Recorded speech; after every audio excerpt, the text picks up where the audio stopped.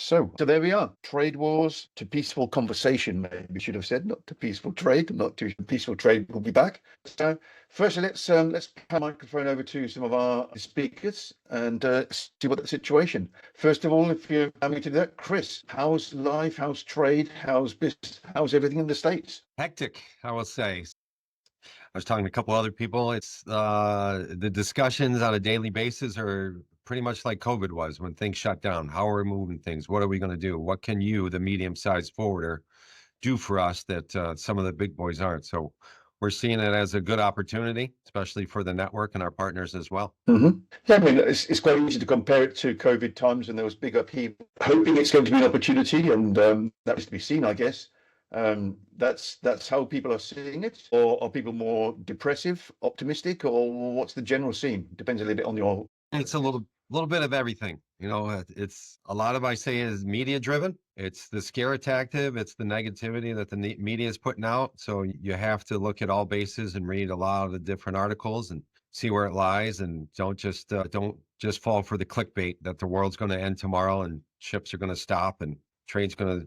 And the United States is going to build everything. It just can't. So it's a difficult time. So we're more therapists than we are logisticians right now. Yeah. Okay, right. Okay, let's pass the mic over to Stefan. What's happening on the other side of the world? Are people optimistic, pessimistic, or what's the situation over there? I think the situation is a bit like when we started the COVID. Yeah, it's a lot of uncertainty. Everyone is trying to find the foothold to what, just as Chris said as well. We can, of course, all read what's going on in the news and so on, but it's a bit harder than to find out what is actually going on. How do we see it? And yes, of course, everyone, I think it started with a lot of, we've been into this now for roughly a month. So what we saw in the beginning was, of course, a lot of uncertainty. Everyone is like, pull the brakes, wait. But in the end, we think business will keep on here, yeah? But we definitely saw in the beginning a lot of cancellations. Now it seems like a lot of those that was canceled actually starts to come back. We saw a lot of shippers and consignees cancel bookings and go back and renegotiate terms and find out what are the terms, what will be the duties, negotiating price again between them and so on. But we see a lot of those bookings actually now coming back. And what can I say? The cancellation we saw in the beginning, I think have stopped now, and we see bookings start to come through on a lower level than normal, but they are still coming through for sure. That's maybe my data is a bit out of sync in a sense. I mean, we are hearing a lot of reports of 60% reductions in bookings. So you're saying that sort of situation in the Far East happened, but is now picking up again, you'd say, or it depends on the trade route in a sense? I think it depends, again, if we read the big pictures and so on, for sure. If I just look on what we have seen in the real life, so to speak, yeah, then I'm sure it all depends on commodities, on your clients and so on as well. But if I look on what we have seen so far from our clients was, yes, we saw at the start, we saw roughly 25% of the bookings placed actually was cancelled. And we talked to a lot of the factories in consignee, and we know that a lot of negotiations was then going back and forth on those shipments. And we now start to see those shipments coming through. And I think also very much depending on what products you trade in. I guess if a lot of our clients, that's goods that is specifically made to order. And that is things that they do need.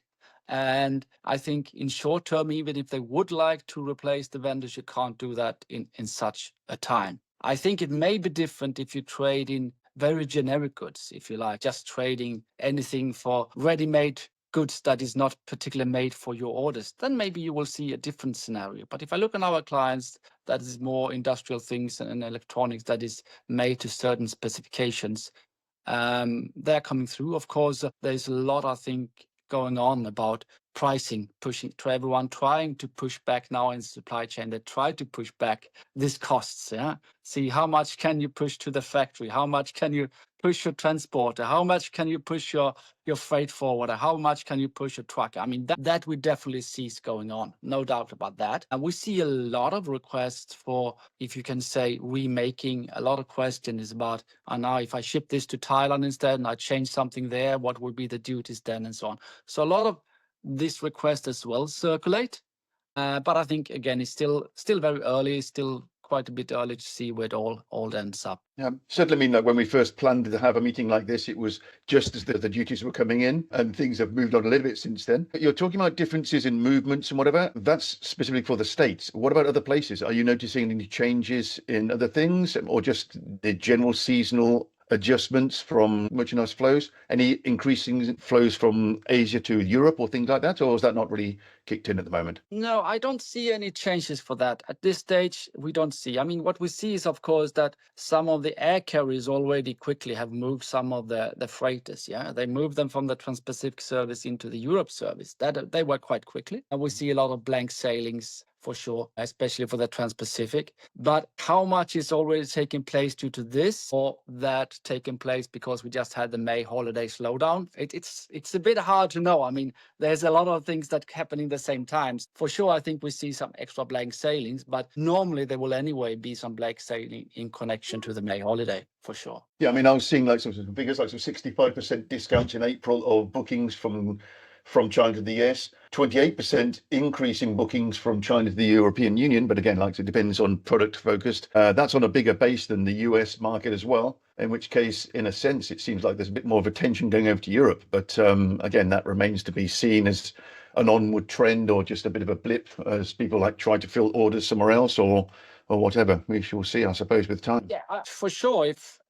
If it goes on, we will most likely see some factories trying to divert cargo to other markets for sure. But I think it's a bit too early to really already now see that in actual shipments. It still takes some time. It was, I mean, all this duties was announced just in the beginning of April, and it's a month ago. So I think it's still early. Things will still keep on happening here for a while. Thanks for that. What are you seeing yourself from the States? Are you seeing winners and losers already? Are you seeing importers? How are they all being at the moment, your clients? Has Jim frozen? All right, you broke up there, David. Can you say that again? I'm just wondering what you're seeing from your side. Are you seeing like nervousness from your clients? Yeah, I was going to say much the same as what Stefan and Chris have echoed earlier. Is a lot of the clients are doing a wait and see approach to what is going to happen with the tariffs here in the States as it relates to whether they're going to continue to import. We have seen a large cancellation in the ocean product from both Europe and Asia during the last 30 days, 45 days. So a significant amount of canceled bookings, or in some cases delayed. We'll cancel for now, but we might call you back in 2 weeks to set all those bookings back up again. Most of our clients on the ocean side have been very much slowed down.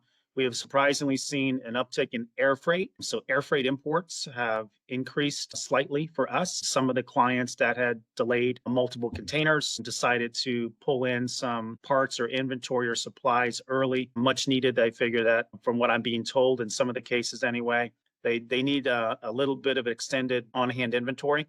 So that pull-in is occurring on our side. I think what we talked prior to the group coming on here was massive uptick in demand on bonded warehouse. It's become a critical focal point in the States. If you have it, great. If not, the prices are going through the roof to get it.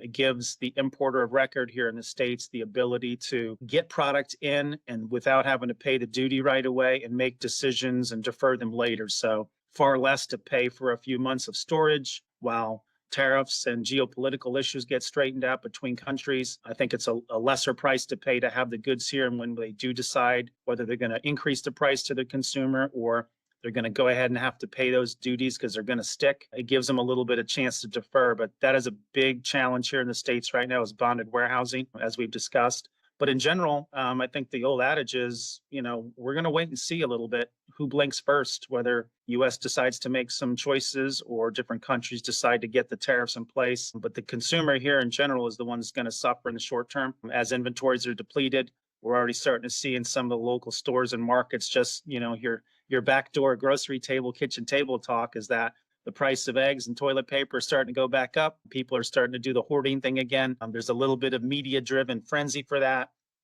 I do believe that is a large part of what kind of drives some of the, I won't call it fear, but the panic, the inside of panic, media driven panic of we're going to run out of things. So the FOMO of missing out is driving consumers out, which of course artificially changes some of the way that inventory levels are kept or held. But in general, I think it's a wait and see approach right now by a lot of the C-suites here in the US, at least the clients that we're serving, on what they're going to do, how we're going to absorb the tariff. Can we pass it on? What do our contracts say? Automakers, aerospace, medical that have, billion-dollar contracts with different organizations certainly have to contractually and legally look at what that means to them. That's the big talk, is how much can we absorb? How much can we pass on the consumer? And then in our role as the small and medium-sized forwarder is what, as Chris alluded to, what can you do that's different than these big guys? How faster, more flexible, more nimble can you be? What solutions can you provide to us? So we're being asked to be a consultant again in a critical role. So I think that's one of the probably good caveats that comes out of this, is we're getting asked to be a consultant again. David, if you can make the volume a little bit David, higher. you're muted. No, not yet. Let me You change have your to play microphone. with a microphone. It's for Is that a better microphone? Yes. There you go. Now we hear you. Okay, right. Okay. So you seem to be seeing opportunities here in that case, in a sense, for some people. I mean, obviously the customs broker as a figure, and even in the States, as opposed to other countries, the figure of customs broker and freight forwarder is a little bit more divided, should we say, than in some other countries where the role is more combined. You would see as your role as a customs broker as being much more prominent and a business opportunity for you, or is that negated by the fact that there'll be lesser volumes of merchandise coming through and fewer shipments for you? I think it's both, actually, David. There's more than one right answer there, if you would. I think the customs brokers are being asked a lot of questions. The bottom line is, as an importer of record in the States, they're all trying to find a way to not have to pay this tariff. Why does this apply to me is the question. What can I do to avoid it, as Stefan said? Can I ship it to Thailand or another country, stick a different label on it and call it something different and import it in? We're being asked how to circumvent a governmental process that we don't have a certain control over. But certainly, I do feel at least that it gives us the opportunity to have meaningful conversations with clients that otherwise, or I should say, not just clients, but a different level of client, different contact within the organization in the C-suites that might not just be all about, service driven, where we tend to focus most of our efforts on. It's the bottom line. What's the bigger picture? So the supply side shift, I think, is a real opportunity. As we were mentioning earlier, we were all talking about China plus one, for the last 4 years. And I think the plus one's becoming more and more evident of stateside, import driven policies. And a lot of these C-suites are saying, hey, what can I do to move my supply chain now? And in the interim, try to still defer these duties or taxes. So we've seen a tremendous uptick in warehouse activity, bonded or non-bonded. A lot of customers that pulled in their forward inventory during these last couple months. There's nothing around anywhere. Warehouses are filling up faster than we can have. We've maxed out all our facilities here in the States. And we still have clients calling in looking for more because they have traffic that is just now hitting the ports that they tried to beat out before the last tariffs got impacted. The old saying is there's no room at the inn, and prices are going up. It's causing challenges. The landed cost has increased dramatically, and they still don't know if they can pass these prices onto the end consumers. We feel like there might be a little bit of glut of inventory that's going to be here in the short term. But again, the biggest thing is we're just going to try to wait and see. I think they're hedging their bets. They're pull their inventory in. They're going to see what all the countries can do to, mitigate or let the tariffs stick, and then make decisions. We'll see where the chips lie at that point forward. Okay. Seems like that we haven't learned much from COVID in terms of inventory is king, and everyone's filling up with toilet rolls and whatever to make sure they're okay in these moments in time. In that case, is that really where we are?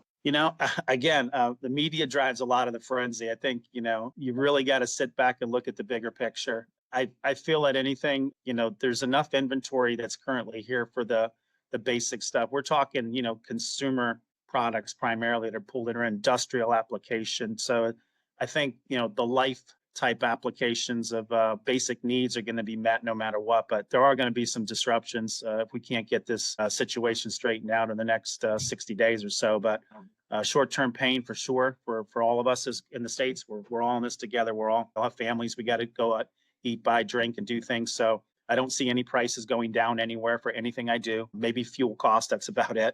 But everything else is just up, up, up.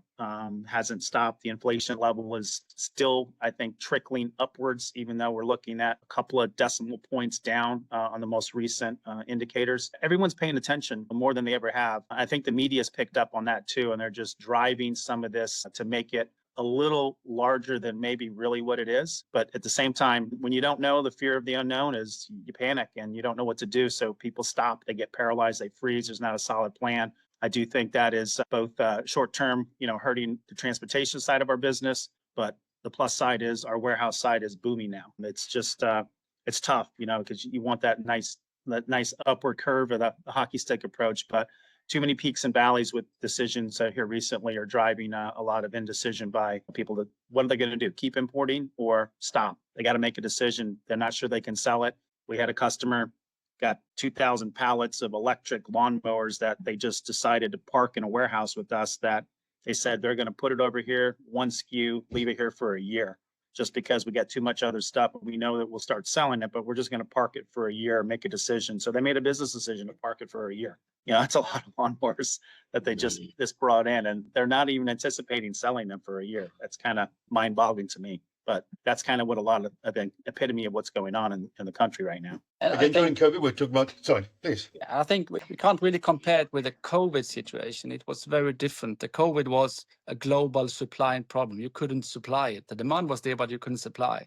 Now it's not a supply problem. It's a cost issue. It's a completely different thing. It's like, do we choose to move it or not? Because of the cost. It's not that we can't supply it. It's completely different drivers behind it. Some of the outcome may be similar, but it's completely different factors behind it. Yeah, certainly.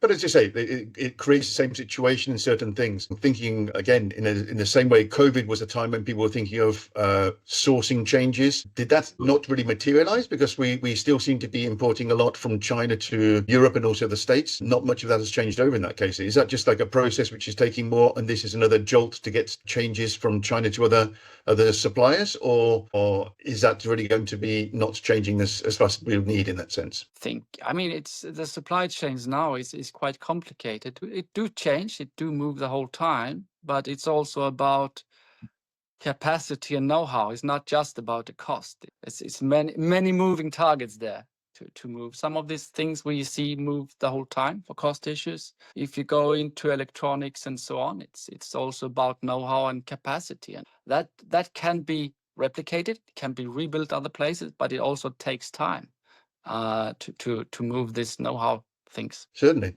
Let's move a little bit on to de minimis ruling. Not too sure if how well aware you other people are in terms of de minimis moving, another changing factor. Chris, can you give us a bit of a outline of what's changing on that front and why it's becoming more expensive to import small shipments under $800? It's a good one. I think, I'm going to defer to Jim on that. We don't do a lot of the small pack, and it's not my expertise. So, Jim, you got any insight on that? Yeah, I think we're similar there, Chris. We don't do a lot of small de minimis. I do have some friends that do a lot of importing, though, that have utilized that for many years. And it has totally disrupted their order flow. So their margin levels are typically high margin, but low dollar amounts. So when you add these $100 minimum fees on a de minimis shipment, thus increasing anywhere from 15 to 30% of your landed cost on a single parcel, has completely upended their business model. So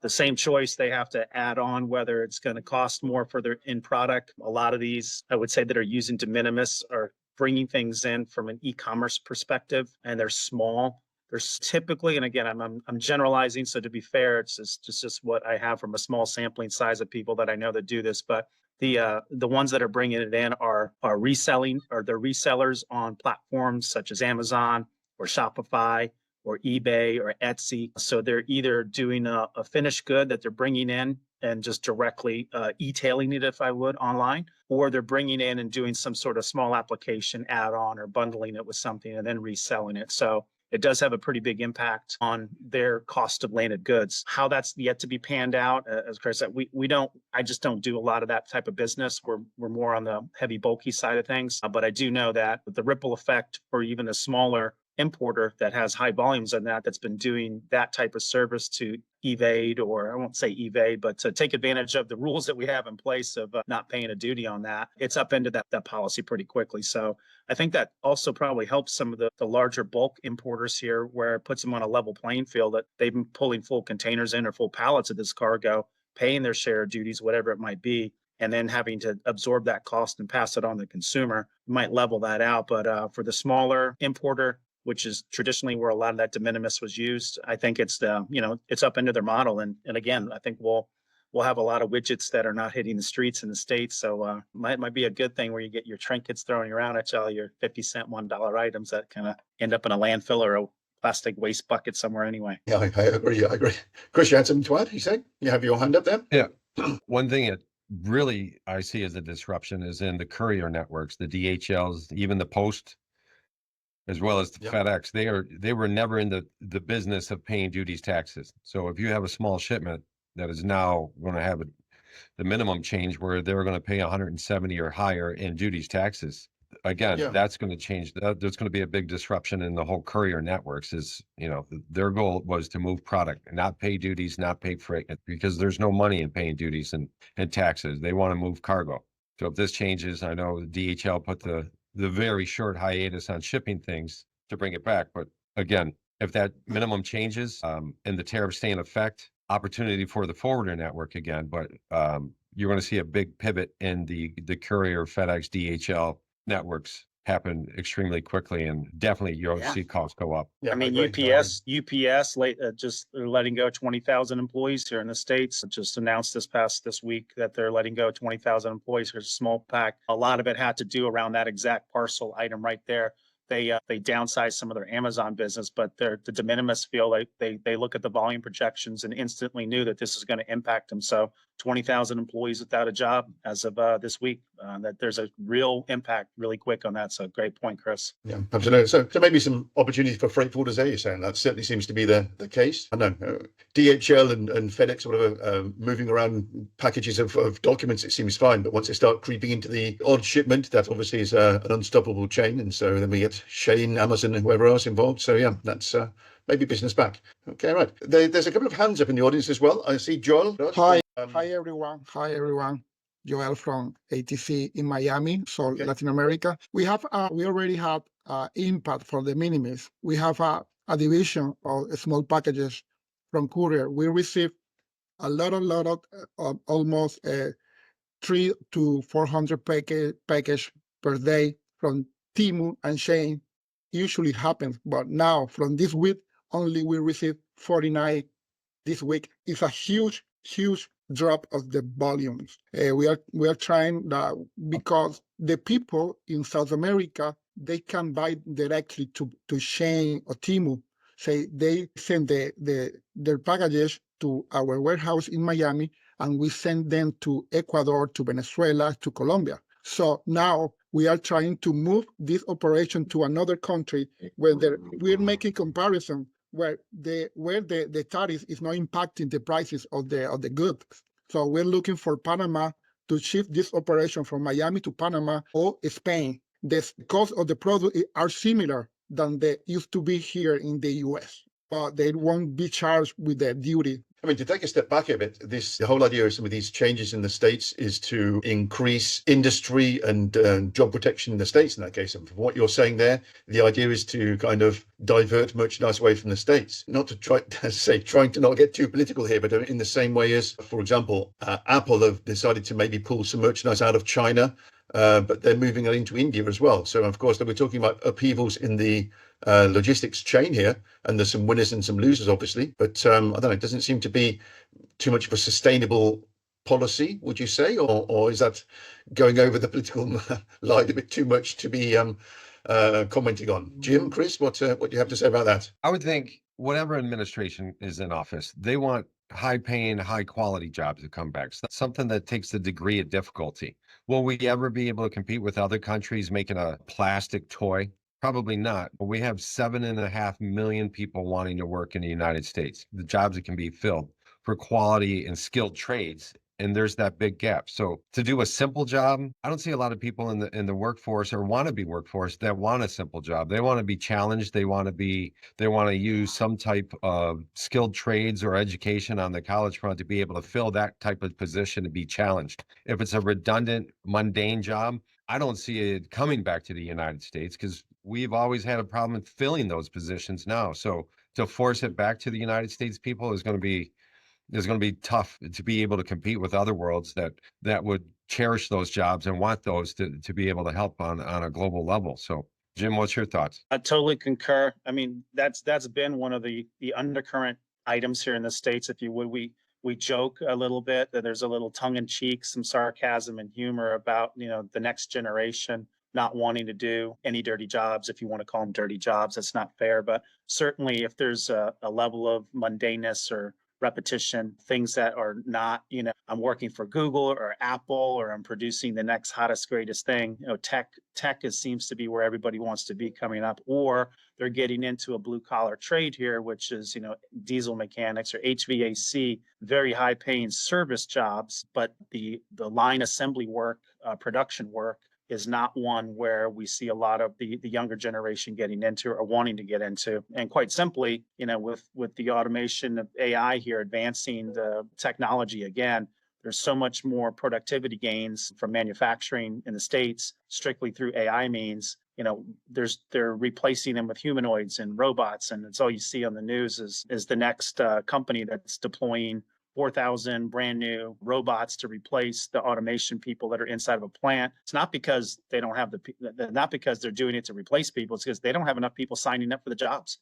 Bottom line, I'll flip to the warehouse side of the business for a little bit. We struggle in all of our markets throughout the U.S., West Coast, Midwest, and on the East Coast with getting quality individuals that want to come in and produce and do traditional warehouse work, like in loading containers, unloading containers, forklift on and off, packaging, building supplies. You'll get a few great people, but the interview process to get one person is, not exaggerating, over 100 interviews at a time on any given market rate. And then to go through the process, you might get 25 to 30% of those candidates that you interview to actually show up for the interview. You get ghosted still. It's just at epidemic levels. It's unbelievable. It's extremely frustrating. So, the need for cheaper source labor is not going to go away. And I think, this issue of a tariff to try to drive traffic and more business into the States, it's going to have some inverse effects. Clearly, as we just heard Joel say, outsource it to another country. So those people in his warehouse that are traditionally going to be there, now that's going to impact whether they're going to be employed or not, potentially. I'm not trying to talk for you, Joel, but the implication is that if this is the trend, then certainly, we're still going to have some offshore labor needs that are going to drive where materials are going to be imported from, just to avoid a duty. It doesn't seem like that's the right answer, the best answer, but certainly for more high level, high dollar items, yeah, they're going to try to put that manufacturing here in the States, something that can be put out, high level repetition without a lot of people added. That's really where I think the bang for the buck is going to be with the U.S. side of why these tariffs are important for them, is to try to drive some of that large scale manufacturing back. But I don't see, like Chris said, I don't see how we're going to compete with plastic components, nested products, packaging supplies, things that, can be produced at a very commodity driven level for far less than we can do here in the States. So this is a trend that's going to go on. It's going to impact all of us. As this supply shift happens, this is where I think our opportunity is here in the States is, I feel like a lot of times just sitting here, you get these questions like, well, what are you going to do about it as a United States citizen? So, well, we're going to adapt. We're going to evolve. No matter what administration's in here, what your political leaning or favor is, everybody wants business to move forward, and we're all impacted. So if the shift away from political concerns drives it to other countries, we're going to have to work with those countries to find ways to move things in collectively. I just don't think it's all going to come back to the States. I think that's a fallacy. Some stuff will come back, but not all of it's going to come back. That seems to be like the general consensus in the press and whatever as well, in terms of like, any factories coming back to the States will maybe make some more manufacturing if that happens, but the job situation will not really change as much. And from what you're saying, doesn't really need to anyway. But that said, we do seem to be in the middle of a trade war, should we say, when the situation is becoming a little bit more friction in the system.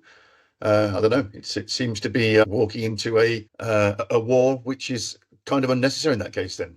Maybe that's going to mean that there's more work around for the freight forwarders being able to adapt to the situation, whereas importers will have to change, whatever. I don't know. Maybe the problem is for the importer, not really for the freight forwarder, you would say. Our industry is trapped in the middle. Bottom line, we are going to be the middlemen. So the good news or the bad news, whichever way, if you're looking up or looking down at the supply chain, we're going to be in the middle of this. So we're going to be caught on both ends of the spectrum. How do we provide better service and try to help offset these additional costs that the importers are going to have here in the U.S. The squeeze has been on, the margin squeeze has been on already. They're looking at us as, hey, it's part of shipping. Duty is part of shipping. And now we have to be an educator, not just a freight forwarder and a consultant.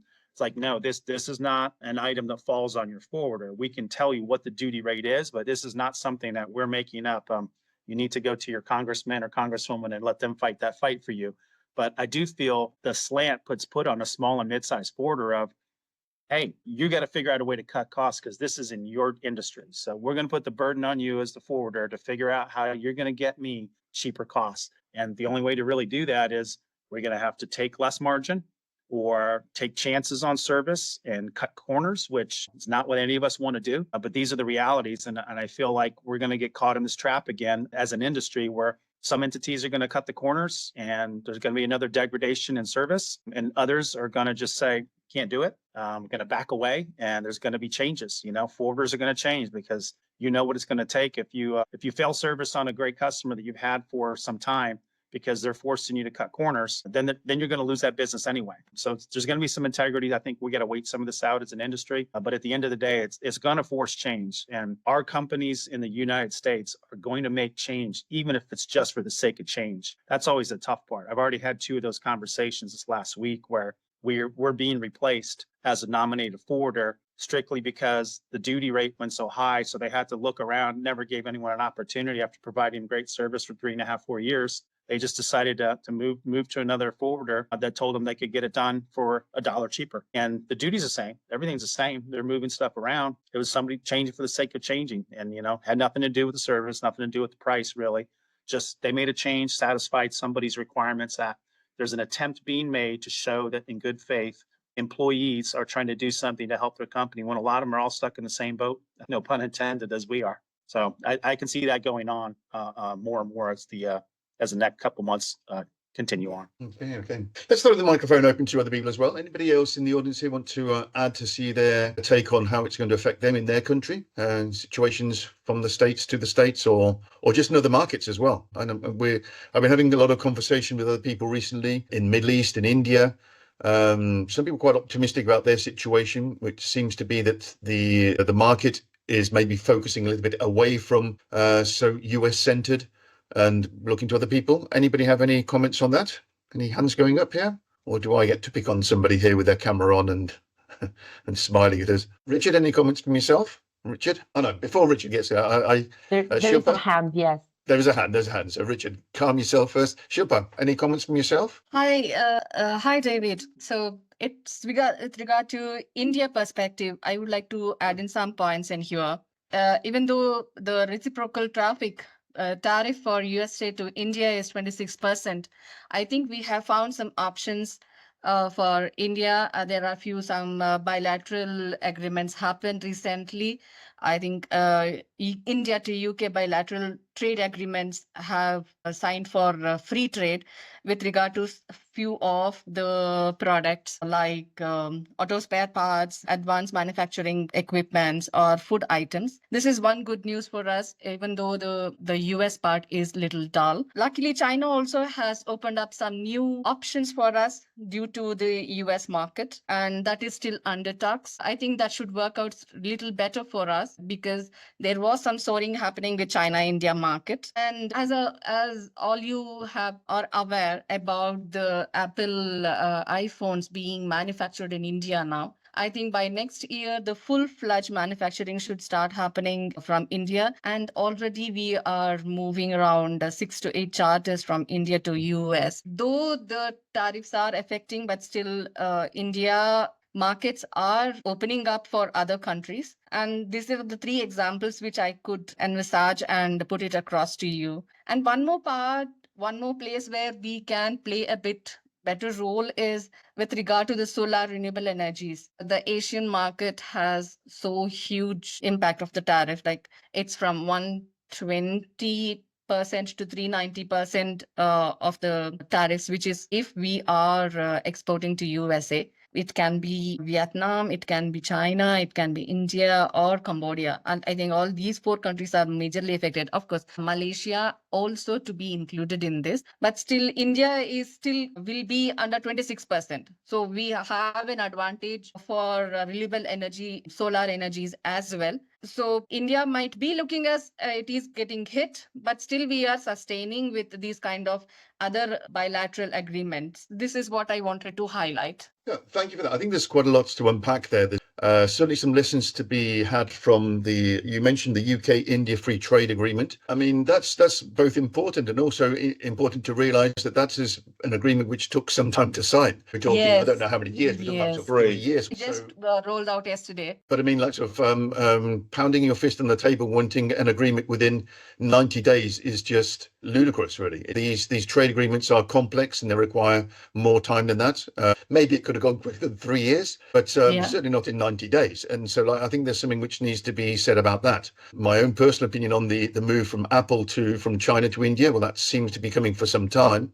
At the same time, we're trying to set up a new logistics chain in some cases with a very changeable playing field. We don't even know that the duties of 26% and 10%, who knows in 90 days. And so how do you adjust industrial production for that? So that's a complex one to get around, I guess, yes? Yeah, indeed. I think it is still under discussions.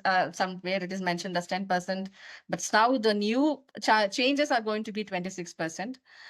So wouldn't be, I cannot comment on this again. No, I said 26%. I'm mentioning that in terms of it might change again, because depending on the negotiations there. But it's interesting to see positive attitude from India, and also India focusing on other markets as well, which maybe will continue that way in that case. Thank you for that vision from India. How about the vision from UK? I see Graham has his hand up there. Graham Cox. Afternoon, folks. Afternoon. Yeah, there are things, because it's one thing going, all right, they're going to move loads of manufacturing to India and then supply the US out of India. Yeah, that's great. But unless Trump gets something done with the Russians, he's intimated more than once that he's going to put additional tariffs onto countries that are buying Russian oil, of which India is one of the biggest buyers. Can change depending on how Trump wakes up in the morning. I think you made a good point there, that it's all there seems to be no clear policy. It's one thing one day, then the next it's another day, then it's a flip here, flip flop there.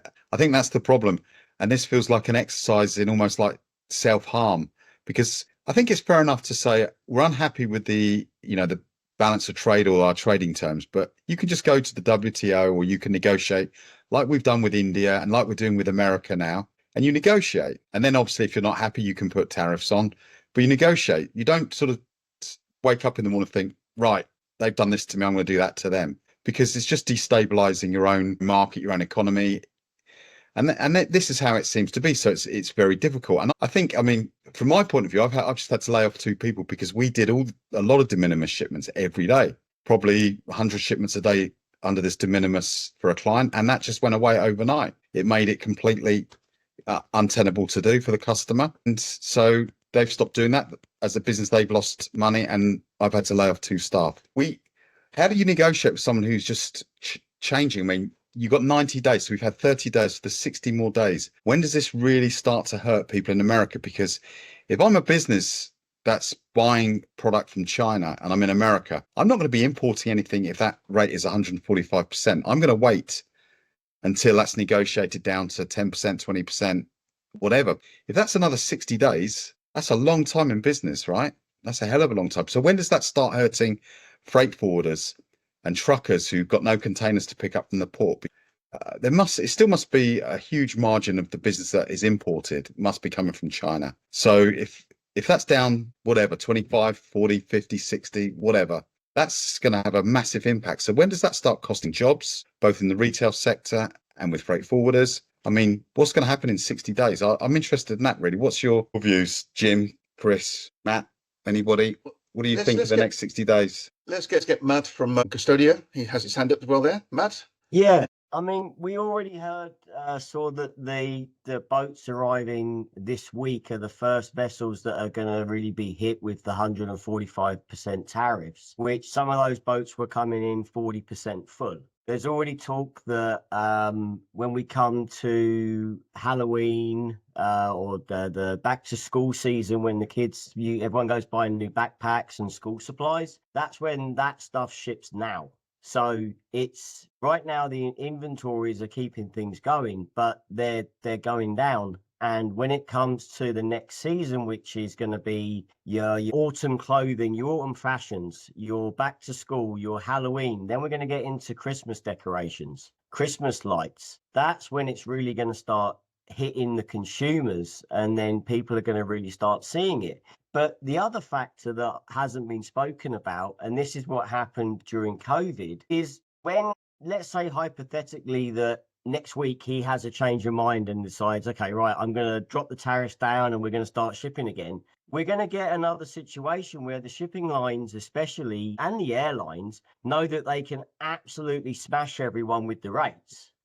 The shipping lines know they can get 7, 10, 12, 15 grand a container into the West Coast, same into the East Coast. So that's the next impact, is going to be congestion, container shortages, backlogs, and excessive high rates when this finally gets figured out and things start shipping again. Would you agree that there's like opportunities in that case for freight forwarders? I mean, obviously, like, so taking a step back from the geopolitical situation. I mean, again, you talk about high rates. That kind of is a beneficial situation for the freight forwarder. Would you not say? Well, yes and no, because you're going to get customers that are going to be shopping around and going, well, this guy offered me 9 grand, you're quoting me 10 grand. And your margins go down. It's a very competitive business. So, during COVID, our revenues climbed massively, like they have again with the start of these tariff outlays, but we don't make a big difference in the margin when you're going against, 3 or 4 different freight forwarders on the US side, and even to some cases where you got Chinese forwarders quoting US importers directly now. Okay, right. And there'd be massive inflation, which we had after COVID, right? Because of the cost of everything in COVID caused this inflation that I know Biden was blamed for, but I think we in this industry know it was as a result of COVID and energy costs and all sorts of things. So I see very few opportunities because, as Matt says, and Jim gave that example, he's lost a customer who's sort of panicked and gone out to look for better rates. It's just going to encourage that. So it makes our job harder. It means you have to outlay more cash, so there's more exposure. Yeah, we might pick up the odd customer here, but a lot of people we picked up during COVID from the big boys, they went, when things went back to normal, they went back to the big guys again. They forgot how they were left in the lurch. They went back. So I think it's difficult. I also think, coming from the US administration, they don't really seem to have any clear idea of what they want. Like 6 months ago, they made the entire world bend over and implement EBRs and documentation for EBRs. And now we're like 4 months, 5 months down the line. I spent hours with the compliance team at ICAT trying to work out how everyone was going to be compliant. Then they just dropped it. They just all the airlines just sent an email saying, right, as of like May the 1st, we don't need that anymore. And you think that same thing's going to happen with the tariffs as well? And so it's hard to make strategic moves and changes if it's going to be changing. I mean, yes. The problem is you just don't know. The problem with all business, the problem that businesses have is not knowing. If they know what the rules are going to be, even if they're rubbish rules, even if the rules are rubbish, they can at least plan. But it's the uncertainty of what the rules are going to be on any given day, just depending on when, how Trump feels when he wakes up and has his morning coffee, seemingly. Isn't running a country like running a company? You're always trying to do the best thing for your customers and your staff. So you make decisions based on protecting your customers, your staff, your suppliers. And it seems that from where I sit, it just seems like decisions are being made which are just going to hurt. They're hurting people, right? They're going to hurt jobs. They're going to hurt people at home, their budgets, with inflation, job losses. I think in this industry it's going to happen, because if the stuff's not coming in, what are we going to be doing, right? We can't pay people to do nothing. What are truckers going to do?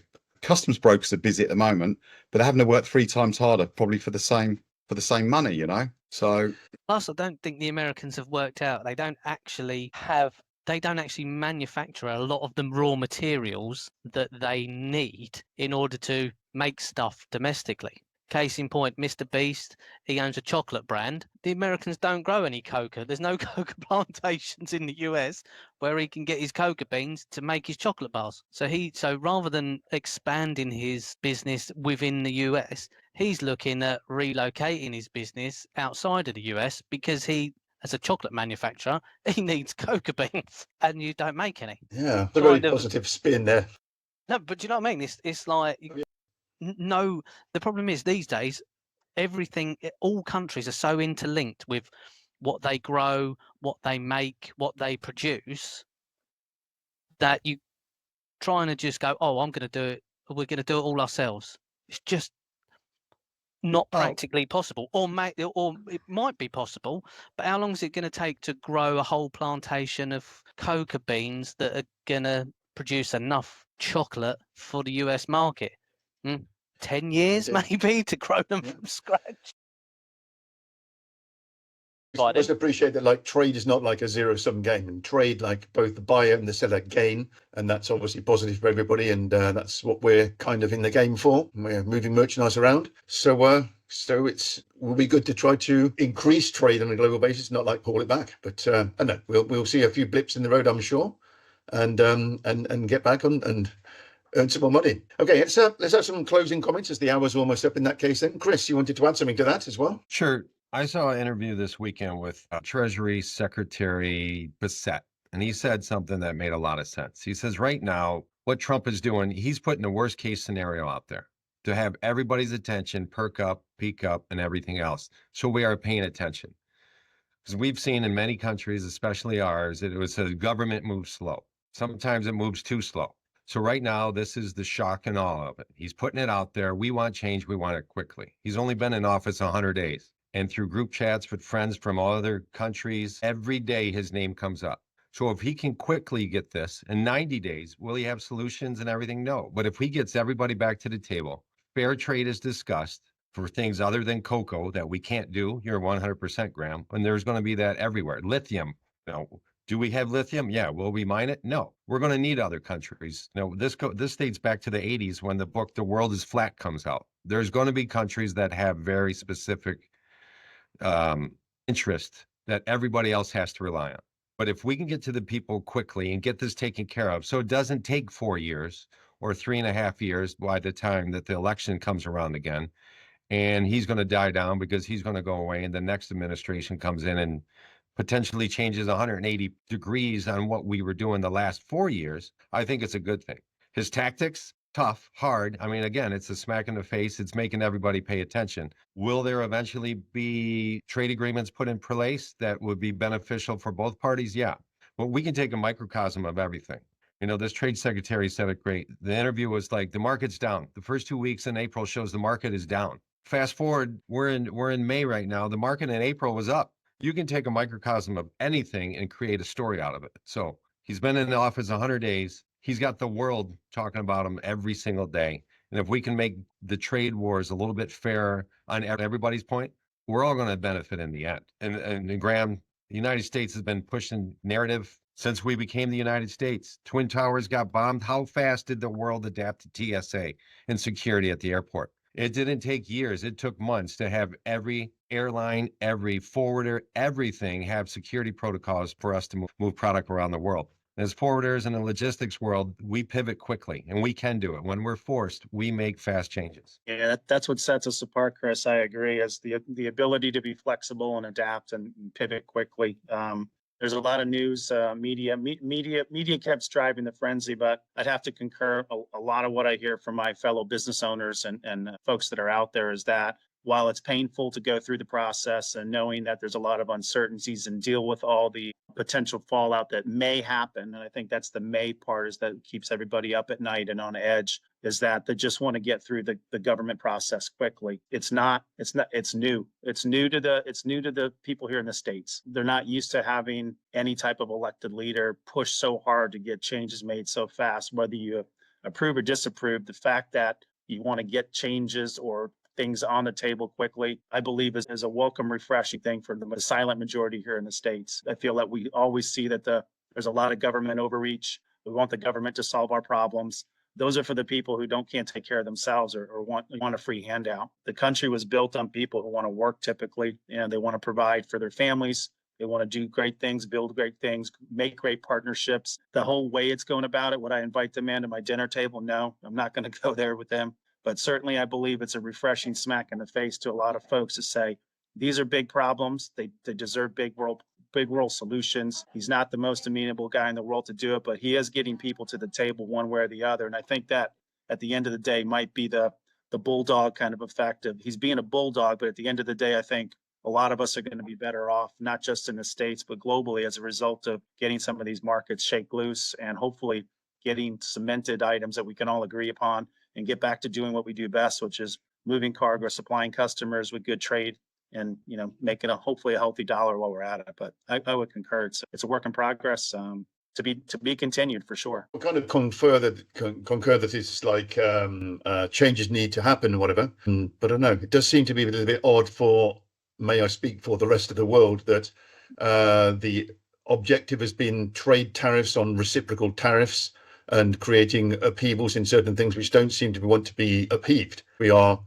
Duties are decreasing trade, was having trade is not the problem. The trade needs to be fair in a different way. And having trade deficits and trade tariffs is not really understandable for the rest of the world in a tactic to get people to the table. It's like people have been forced to the table under false pretensions.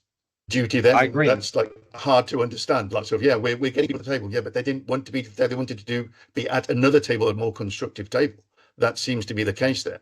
And so, yes, changes are needed. Government is ineffective. Government is inefficient. Yeah, sure, that all needs to be dealt with. But at the same time, why are we talking about reciprocal tariffs when that's not actually that's an incorrect calculation? It seems a bit odd to the rest of the world. Yes, people are talking about Trump on a daily basis, but not in a positive way. Not in a way that, yes, we're looking together to get some sort of constructive solution, or even we understand the solution for the States. That's not really understood from the rest of the world. That's kind of the confusing point, I would say. It's confusing here too. I mean, we play agree. checkers, he plays chess. So we're going to have to see what the next 60, 90 days produce. We want it in this world we have right now. We want it now, and we can't have it. That's the biggest thing I think everybody has. We are accustomed to instant gratification and instant information. And right now, he's not allowing that to happen for whatever strategies he's using. And we're going to have to see how it plays out. I'm unsure if the average American actually knew how import tariffs work, because I've spoken to a lot of them and they're like, yeah, we're getting billions now. We're getting billions back from China. And I was like, China doesn't, like, the White House doesn't get an invoice together and go 5 billion, there you go, and then China pays you 5 billion. You pay that on your goods coming in. And they were like, what? It's like, yeah, I'm not sure how many Americans outside of our industry actually realised that the billions that are going into the government coffers on duty From the importers, isn't actually coming from overseas. It's being paid by the companies and therefore the end users in the US. Indeed. Well, I agree with it, Graham. Next 60 days will allow us to have a bit of clarity to the confusion at the moment. But before that, of course, I'd like to thank our three speakers and have some final words from Stefan as well, who've been rather managed to sneak out of it as our representative from Asia here. Stefan, you're smiling there. Yeah, no, it's interesting. But at the moment, as I said, we see a lot of wait and see from a lot of clients, but we also see business going through. From an Asian perspective, of course, this is something that impact our USA trade. It doesn't change at this stage anything with the trade with other countries. So it's very, very different. There are some similarities with the COVID, but in the bottom, it's very, very different because this is one trade which is impacted. And I think we will see, of course, different countries in Asia acting different in this process. For sure, we can see countries like Vietnam, which is something like 30% of the business they export goes to USA, which of course will have a big impact. If you look at China, it's like 2.5% of their trade is actually. So there is, of course, depending on which country, they have different impact, how they will manage it during the process. And I think as a freight forward, we just have to keep close to the clients and see how we solve them and work together with the clients' need, how we work through this. And I think it will still be a very moving target for quite a long time to go. And I think that's our duty here, to work with our clients and try to stay updated with how these targets are moving and find some solutions for them. That's what we can do. Yes, I'd agree with that, Stefan. Certainly keep in contact with the clients, seeing what's needed, seeing what can we do for them. That's a good lesson to all of us, I'm guessing. So yes, that's certainly in line there in that case. Okay, right. Thank you very much all for your attention. I don't want to take up all of your day. I want to let some of you get to bed and some of you get back to work or whatever in between. We'll be having another conversation next month. We'll be talking about the situation in Turkey initially next month to get a bit of a focus on the trade situation there. We are, of course, open as ever for any other conversation points which you think will be of interest to freight forwarders, yourselves, SCN members, and the world in general. Well, the world can kind of stay to one side. We'll focus on the SCN people. And so let us know any suggestions of topics you want, and we'll get on that in that case then. Thanks again to Chris from ICAT, Jim from IGL, and Stefan from Logical. Thank you. To guide us through this conversation and give us some optimism and some good some optimism for the future in that case then. Thanks again. We'll be in touch very soon. Yeah, did I forget something? Thank you. Istanbul. Well, we'll see everybody in Istanbul. Don't worry. No need to mention that again. Everyone's signing up. So don't miss your place. We'll start to cap people and say people can't come. Yes. Indeed. Thanks for joining us.